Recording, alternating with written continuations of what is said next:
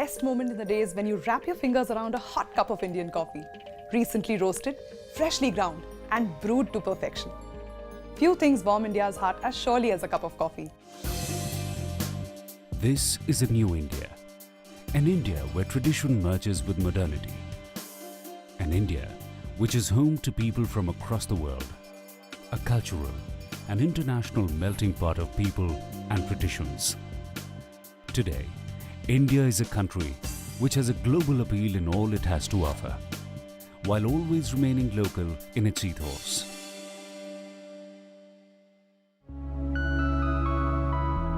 The best of both worlds is apparent in the world of coffee too. A beverage which was known for its old world charm and for its international flavors has today crossed over to become a contemporary beverage, becoming part and parcel of India.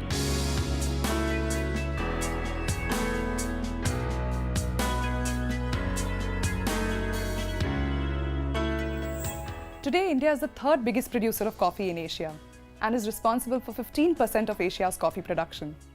Few people know that India exports 70 to 80% of its coffee produce, with Italy, Russia and Germany being the top buyers. While we sip on that little cup of information, you've got to wonder how India's love affair with coffee began. After all, coffee wasn't indigenous to India. Legend has it that a Sufi pilgrim called Baba Budan brought 7 coffee beans from Mecca way back in 1670. He brought these beans to the hills of Chikmagalur, planting them in the Chandragiri hills. There's even a hill called the Baba Budan Giri Hill, and if you look closely, you can almost see our coffee pilgrims progress up those misty hills, covered today in the thick coffee bushes. But it's not all that mystical. The British and the native growers were the ones who started commercial cultivation of coffee. It's thanks to these pioneers that plantations stretch from Chikmagalur to the hills of Coorg and down to Kerala. These coffee plantations spread throughout the south during colonial rule, especially since 1840. Coffee plantations were set up in Karnataka, Kerala, Tamil Nadu and Andhra Pradesh. The fact that today Indian coffee is considered among the best in the world has a lot to do with the custodian of coffee in India for nearly 7 decades, the Coffee Board of India. During the Second World War, dipping economies had a devastating effect on the price of coffee. It was then, in 1942, that the Coffee Board of India was established to oversee the coffee growing industry, to regulate export, incentivize farmers, and to ensure a standardization of quality. Today, the Coffee Board of India serves as friend philosopher guide for the coffee sector, overseeing the entire value chain.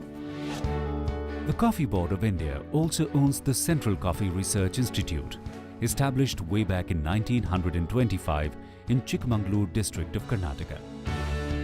A team of about 115 researchers at CCRI and its regional centers are involved in development of production and processing technology, ensuring that India brews a perfect cup of coffee for all kinds of consumers.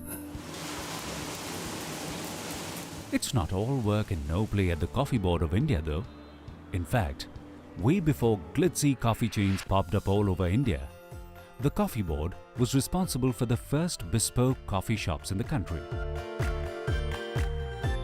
The India Coffee House chain is still as popular today as it was when it was first started by the Coffee Board in the early 1940s. It is these coffee houses which prepared the palates of Indians for the newer coffee joints. So what makes Indian coffee so unique and so popular across the world? India's coffee grows between 2,000 and 5,000 feet above sea level, usually on terraces in the mountains. One of the key differentiators is that all of India's coffee is shade grown and grown with personalized care. Workers with baskets atop their heads work their way through the bushes, gently carrying the red fruits of the coffee plants. and the trees offer shade to the bushes, which make the beans mature slowly in the shade, adding to their rich flavor. Integrated farming, with minimum use of agrochemicals, results in sustaining the natural balance of the soil and its nutrients.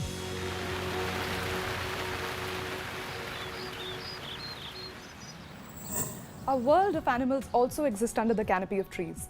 Flying squirrels, Malabar grey hornbills, small Indian civets, wild boar, mouse deer, not to forget large mammals like elephants, tigers, bisons, leopards. It's a veritable zoo.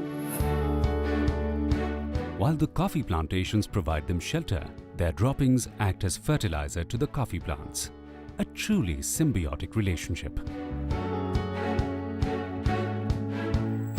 There's also a parallel universe of spices and fruits that coexist in these coffee plantations.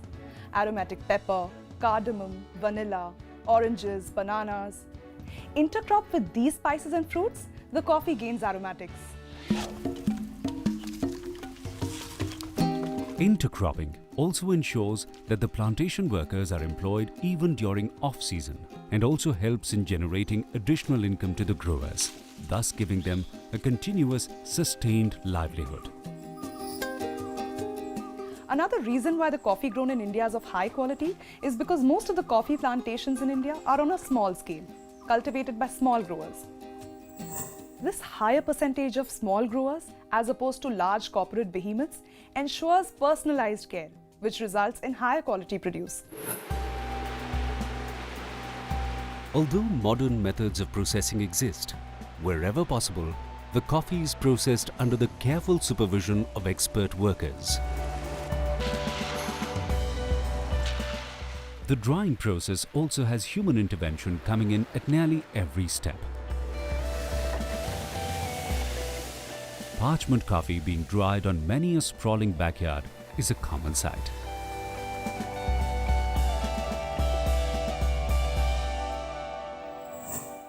Very little machinery is used during this entire process. As a result, the coffee is of high quality and low yield, as opposed to high yield but low quality.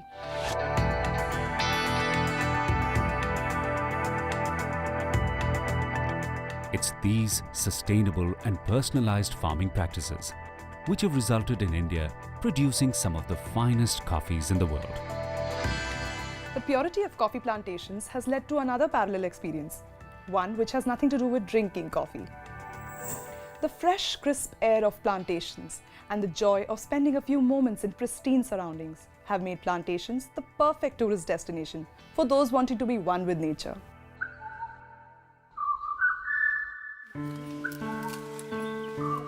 The coffee plantations have also positively affected the lives of tribal communities who can no longer make a living from shifting cultivation owing to deforestation. This is especially true in the organic Araku coffee plantations in northwestern Andhra Pradesh, which are non-traditional coffee growing areas.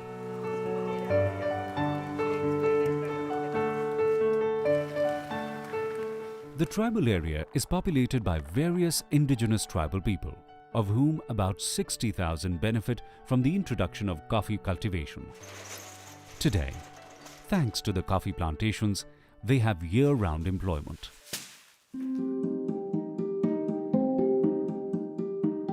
A mix of these factors, shade-grown, mixed cropping, human touch, sustainable farming, have all led to the unique taste of Indian coffee. Indian coffees contain mild acidity and the full body. These coffees also carry the unique spicy flavors of nutmeg, clove, cardamom and pepper. It takes a lot to make that perfect cup of coffee, and India is home to 3 unique specialty coffees: Monsoon Malabar, Mysore Nuggets Extra Bold and Robusta Capi Royale. Monsoon Malabar was, like many famous births, the result of an accident. Centuries ago, when coffee beans were transported to Europe by sailing ships, monsoon winds caused the beans to swell and change color. They acquired an intensely mellow flavor, which has found great favor with coffee connoisseurs. Today, this magic is recreated by monsooning the finest Arabica and Robusta beans to produce a world-famous specialty coffee. The Mysore Nuggets Extra Bold variety is prepared from washed Arabicas. This is a rare, premium coffee and truly represents the best quality coffee from India. The very regal-sounding Robusta Capi Royale is prepared from Robusta Parchment AB. The cup ensures a full body, soft, smooth and mellow flavor.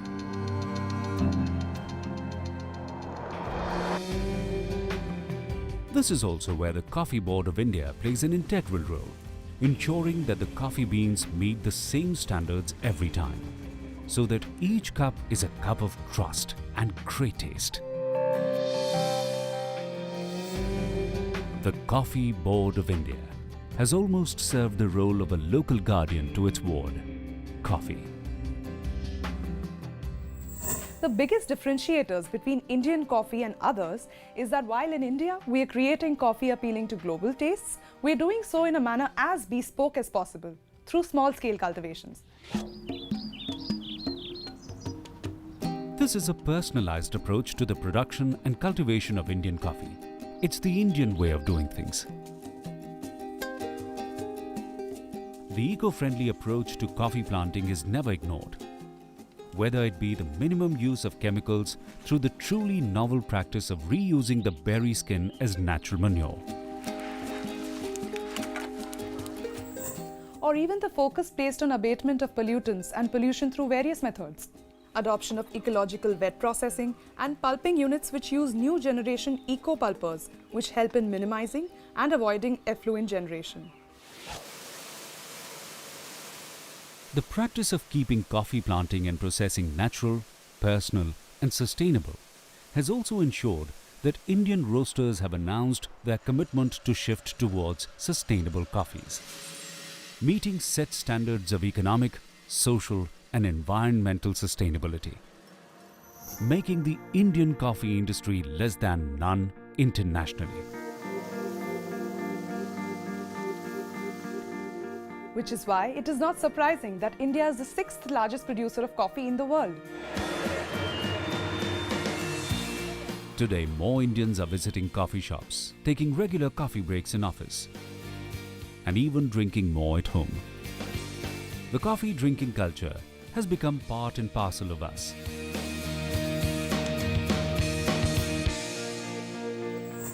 Not to forget the charm of instant coffee, which has become a staple at homes, colleges, shops and dhabas.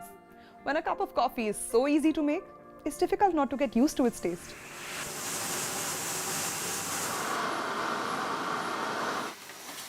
Though this kind of coffee is not a lifestyle drink, its popularity has still made India the leading manufacturer of instant coffee for the export market.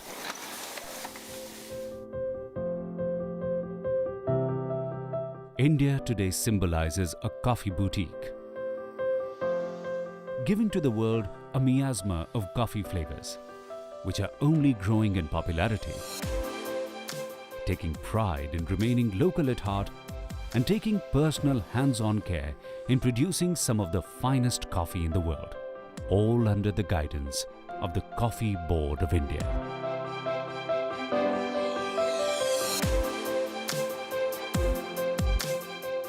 Diverse, exotic, steeped in tradition and appealing to the world. Indian coffee epitomizes all that India stands for.